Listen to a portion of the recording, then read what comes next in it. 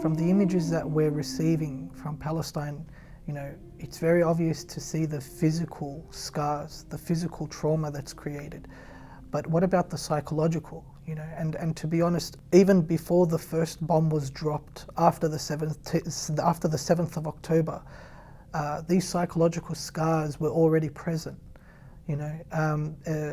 Just the simple tactics that the Israeli government, the Israeli military uses is supposed to increase the psychological distress in people. And what's more is, because children are a much younger age and are still developing, their mental and psychological fortitude is a lot more fragile, right? Whereas an adult can withstand more difficulty, more trauma, more pain.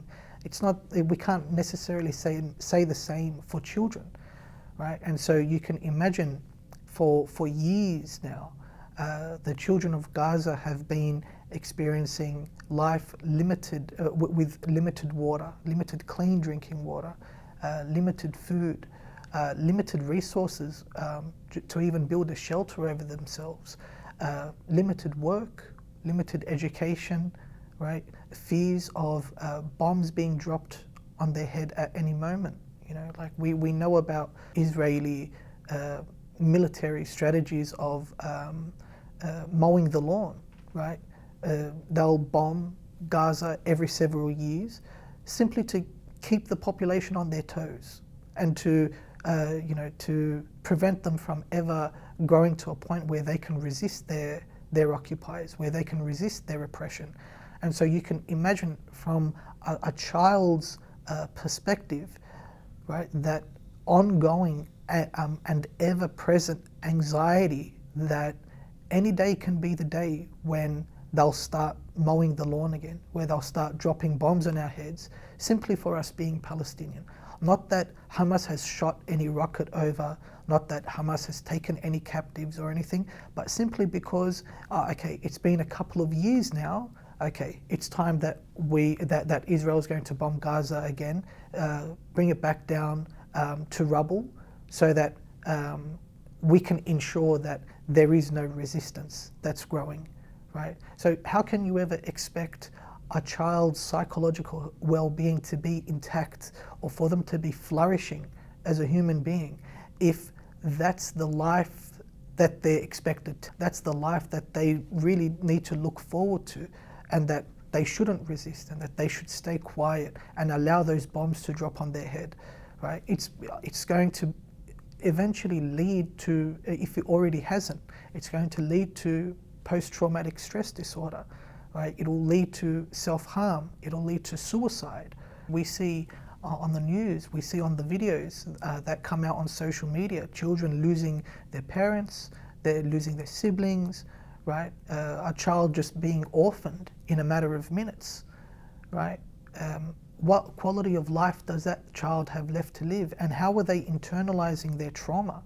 And to think that these difficulties will pass, once the dust settles and the bombing stops and everything goes back to the status quo, where the Israelis have moved out of Gaza, they've stopped the incursion, they've stopped the bombing, a ceasefire has been agreed upon.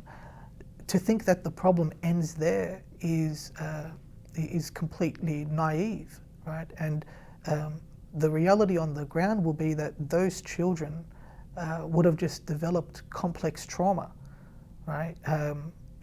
If they already haven't prior to the 7th of October, that is. Right, and so they're going to live with that complex trauma. They're going to live with that ever-present anxiety, ever-present depression, poor sleep, low appetite, right?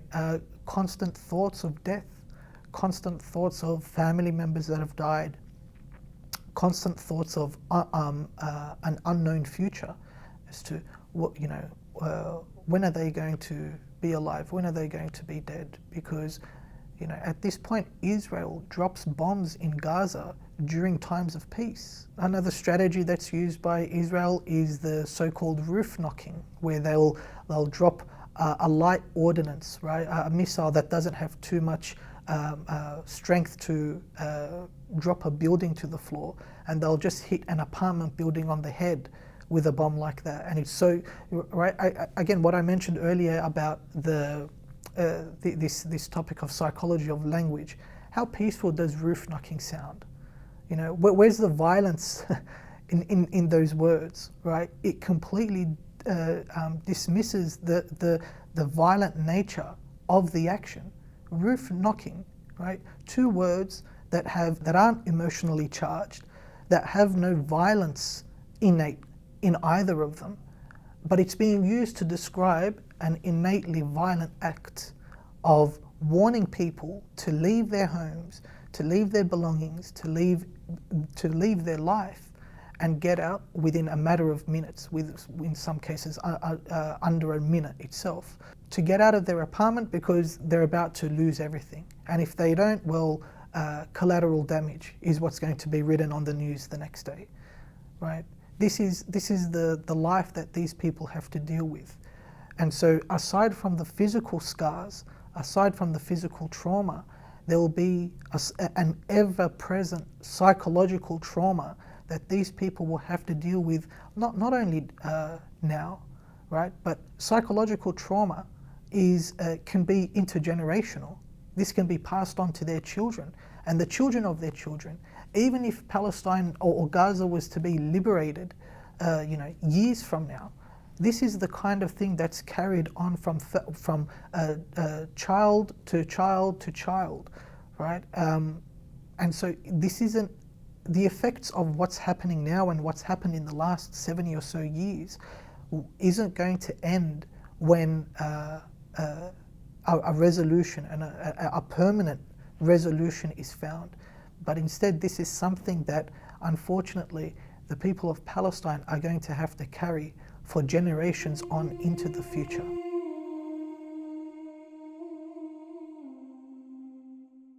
Much like door knocking, open-air prison is more or less a very neutral term for what's happening in Gaza, right? Because a prisoner has more rights than the Palestinians do in Gaza, because a prisoner is not going to have a bomb dropped on their head.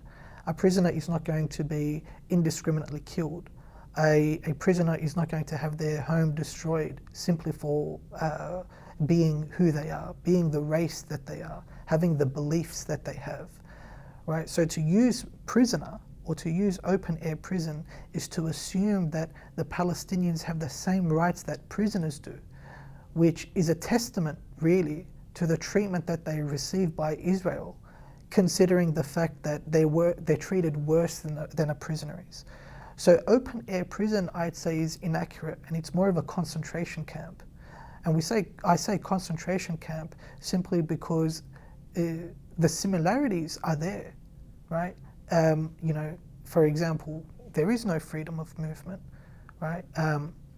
If any Palestinian gets close to the walls, gets close to the fences, they're shot indiscriminately. It doesn't matter what reason you're going there for. There was an Israeli politician who famously said, we're going to put the Gazans on a diet, right? And much like in concentration camps, where it's not that there's food scarcity, right? There was food freely available in the concentration camps during World War II, right? The food was available, but it was chosen to ration the food so as to starve the people in those concentration camps. And to hear a similar narrative, to hear similar words coming out of the mouth of an Israeli politician where he says that he's going to put the Gazans on a diet, right? There is an obvious and a dark comparison to be made, and then at the same time, while the people living in Israel are able to have, public pools, community pools, private pools in their backyard, just a few kilometers south or to the west towards Gaza, you find that 97% of the water available isn't clean enough to drink. So it's not to say that these resources aren't available to make life livable for the Palestinians in Gaza, but it's more so that it's from maliciousness or complete indifference by Israel, its government, its policymakers, towards the people of Gaza. And again, this takes on a more psychological impact. To know, imagine how you would feel in that position, to know that it's extremely difficult to come across water that will not make you sick. It's extremely difficult to have a consistent source of food when literally 5-6 kilometers away from you is a place where there's food in the plenty, there's water in the plenty, right? And that essentially you've been isolated, you've been cut off from the world, right? And then on top of that, on top of being cut off, that the globe remains silent, and silence is essentially, being complicit and allowing for these atrocities to occur. So again, from the point of a citizen of Gaza, what must be the psychological impact of knowing what you're going through, knowing that the solution is 5-6 kilometers away, and knowing that people are intentionally withholding the things that will cure you of your problems, that will satiate you, but these people refuse to give you an inch. And then on a larger level or a larger degree, on a global level, there's a complete silence and indifference towards your suffering. After what happened to the Jewish people in World War II, never again. Whenever the topic of World War II and the Holocaust comes up, we always hear never again, never again, never again.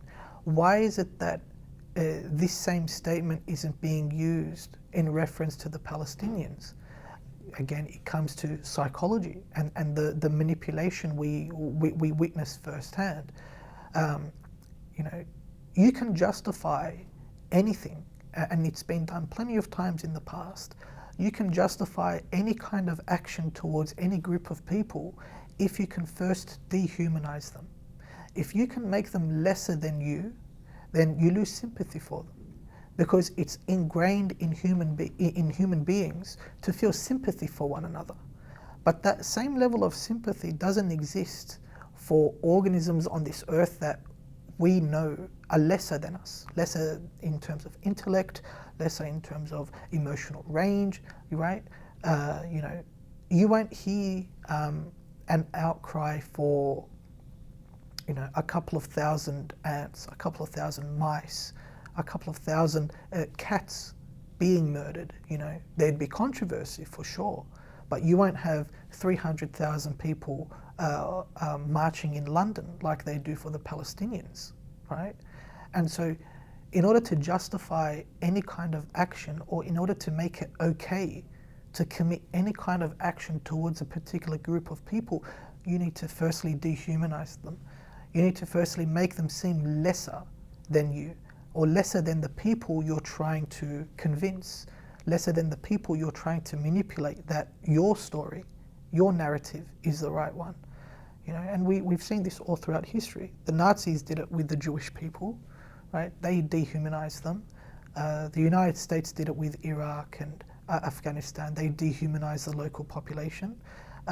They dehumanized the Vietnamese during the Vietnam War, right? The British, when they were colonizing the world, the Spanish, all the colonial powers of Europe, they did the same thing, right? In Australia, we have a very particular term for it, terra nullius, right? A land without a people, because the Aboriginal people were seen as animals of the land. They weren't seen as people. They weren't seen as equals of the colonizer, right? And so you were justified the same way as, no one would bat an eye for the British coming here and killing a kangaroo or an emu. It was the same reaction towards the Aboriginal people themselves. They were on the same level. as these local fauna, right? And so the same tactic is being used with the Palestinians as well. They're seen as less, they're seen lesser than, right? And so when something is seen as less than you, it doesn't trigger any kind of sympathy. When you see that thing being killed, when you see it being tortured, or whatever else you want to use.